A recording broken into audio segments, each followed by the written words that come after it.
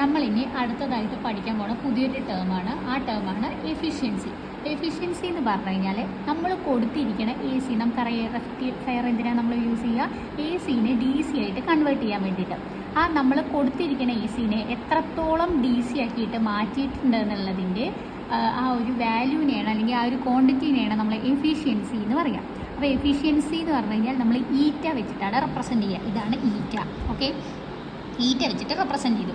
Efficiency എന്ന് പറഞ്ഞു കഴിഞ്ഞാൽ എന്താണ്, കൊടുത്തിരിക്കുന്ന എ സി ഇൻപുട്ടിനെ എത്രത്തോളം ഡി സി ഔട്ട്പുട്ട് ആക്കിയിട്ട് മാറ്റിയിട്ടുണ്ട് എന്നുള്ളതിൻ്റെ റേഷ്യോ ആണ്. It is the ratio of D C power output divided by A C power input. Okay, അത് എന്തിൻ്റെ റേഷ്യോ ആണ്, എത്രത്തോളം എ സി ഡി സി ആയിട്ട് കൺവേർട്ട് ചെയ്തിട്ടുണ്ട് എന്നുള്ളതിൻ്റെ റേഷ്യോനെയാണ് നമ്മൾ എന്ത് പറയുക, എഫിഷ്യൻസി ഈറ്റ എന്ന് പറയുക. ഇനി ആ എഫിഷ്യൻസിയുടെ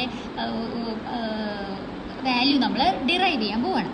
നമുക്കറിയാം ഒരു ഹാഫ് വേവ് റെക്ടിഫയർ ഉണ്ട്. ഇത് ഡയോഡ്. ഇവിടെ എന്ത് ചെയ്യും, ഡയോഡ് D1 കണ്ടക്ട് ചെയ്യും പോസിറ്റീവ് ഹാഫ് സൈക്കിളിൽ. ഇത് ലോഡ് റെസിസ്റ്റൻസ് R.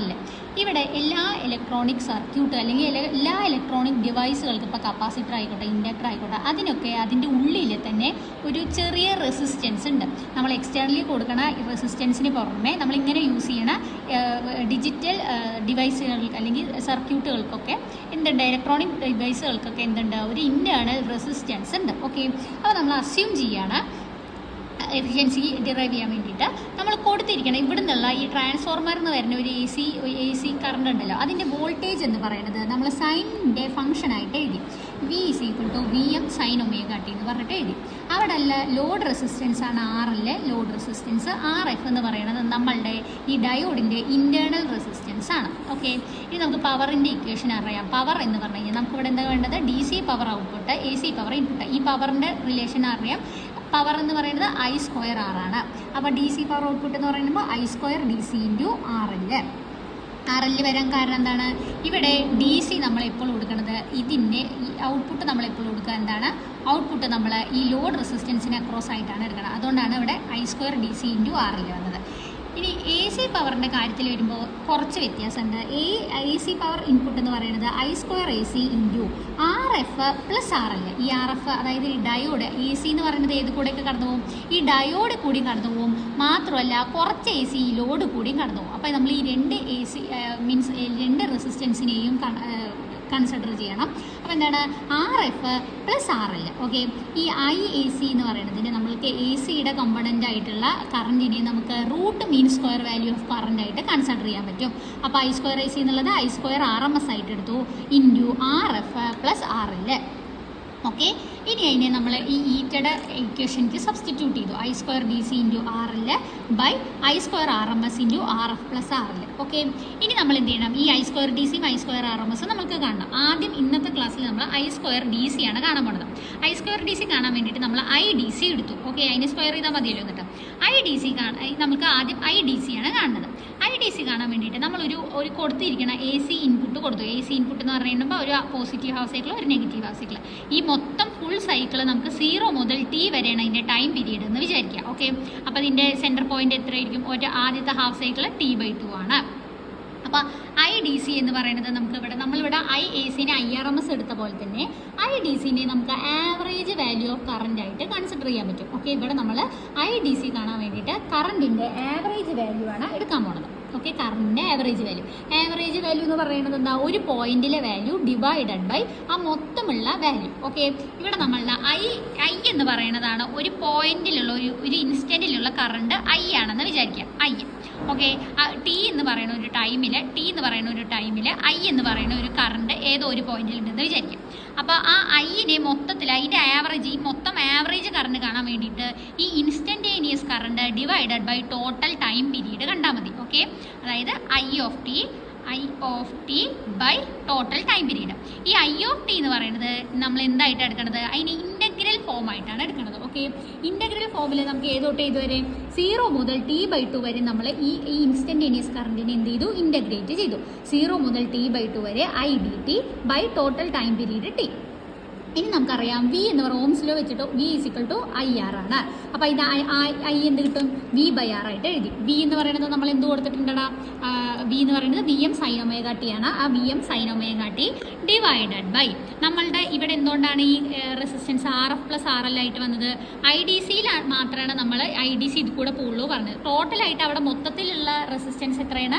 ഇതിൻ്റെ റെസിസ്റ്റൻസ് പ്ലസ് ഇതിൻ്റെ റെസിസ്റ്റൻസ് ആണ്. അപ്പോൾ ടോട്ടൽ റെസിസ്റ്റൻസ് ആണ് ഇവിടെ എടുക്കുക. VM sin ωt divided by RF+RL ആണ്.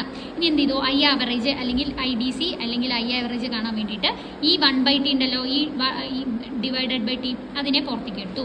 Integral 0 to t/2 VM sin ωt dt by RF+RL നമ്മൾ IDTക്ക് സബ്സ്റ്റിറ്റ്യൂട്ട് ചെയ്ത് കൊടുത്തു.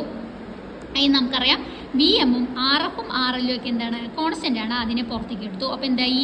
ഇവിടെ VM ബൈ ഈ ഒരു ടി ഇവിടെ നിൽക്കേണ്ട RF+RL integral t/2 sin ωt dt. sin ωt dtയുടെ ഇൻ്റഗ്രലാണ് -cos ωt by omega. Okay, വെറും സൈൻ ടി ആണെങ്കിൽ -cos t വരുള്ളൂ. ഇവിടെ ഈ കോൺസ്റ്റൻ്റ് വാല്യൂ വന്നത് കാരണം അതിനെ ഡിവൈഡ് ചെയ്തിട്ട് എഴുതണം. -cos ωt by omega.